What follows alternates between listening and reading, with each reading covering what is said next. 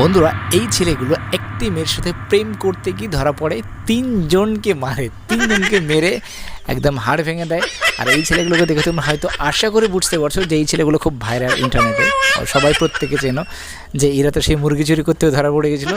এবার এরা প্রেম করতে গিয়ে ধরা পড়ে গেছে, এটা সবার মেরে হাত পা ভেঙে দিয়েছে। আমরা ট্রিটমেন্ট করছি, জানি না এটা কাদের বাড়ির ছেলে। যদি কারো বাড়ির ছেলে তোমরা কেউ জানতে পারো, প্লিজ কমেন্ট বক্সে লেখো, তাহলে এটার মার কিছুটা ডিসকাউন্ট হতে পারে। তো ছেলেগুলো খুবই ভালো, খুবই ভদ্র, এতটা ভদ্র যে আপনার বাড়ির পাশে কোনো মেয়ে থাকলে, মেয়ের কোনো ফ্রক দেখতে পারে, এরা তাহলে বুঝতে পারে যে এই বাড়িতে কোনো না কোনো মেয়ে রয়েছে। কোনো ফ্রক বা মেয়ের কোনো জুতো বা মেয়ের কোনো চুড়িদার, সালোয়ার কামিজ, শাড়ি কিছু দেখলে এরা বুঝতে পারে যে আপনার বাড়িতে কোনো মেয়ে রয়েছে কি না, এরা সেটা দেখে বুঝতে পারে। এরা এত ট্যালেন্টেড, একটুখানি বাচ্চা, জানি না আজকাল কী বাচ্চা জানি না ভাই, ভীষণ এক্সপার্ট এরা, ভীষণ সিনিয়র, মানে 8 থেকে সিনিয়র।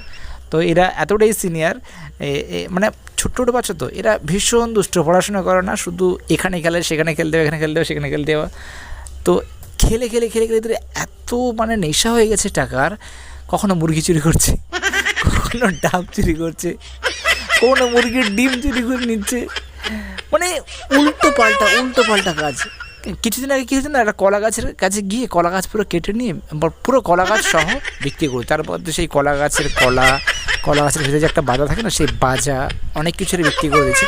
তো সাবধান বন্ধুরা, এই সমস্ত ছেলেদের থেকে একদম সাবধান, এরা প্রেম করার দিকে খুব এক্সপার্ট। বিশেষ করে যদি এই ধরনের ছেলে তোমাদের পাড়াতে থাকে তাহলে প্লিজ কমেন্ট করে জানাও, আর যদি নাও থাকে তাহলে এই বিষাক্ত ছেলেগুলো যদি নাও থাকে তাও জানাও যে এই ধরনের বিষাক্ত ছেলে তোমাদের পাড়ায় নেই। তবে হ্যাঁ বন্ধুরা, আমি মনে করি এই সমস্ত ছেলেগুলো খুব দুষ্ট, এদেরকে মারা উচিত না, এটা আমি ব্যক্তিগতভাবে মনে করি। এবার জানি না তোমাদের মতামত কী, এই বয়সে একটু দুষ্টমি হতেই পারে, এটা একটা সাধারণ ব্যাপার। যাক, তোমরা জানাও বন্ধু, প্লিজ জানাও। Thank you.